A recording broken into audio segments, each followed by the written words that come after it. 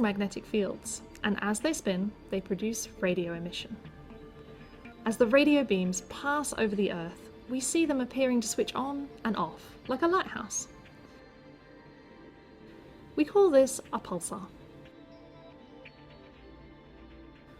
The Murchison Wide Field Array is a low-frequency radio telescope that we're using to explore the sky. We recently discovered a new source, repeating much more slowly than a normal pulsar.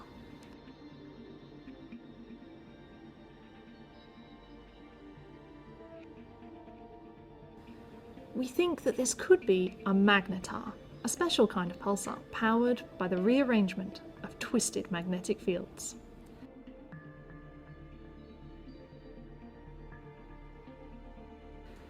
Alternatively, it could be an unusual white dwarf.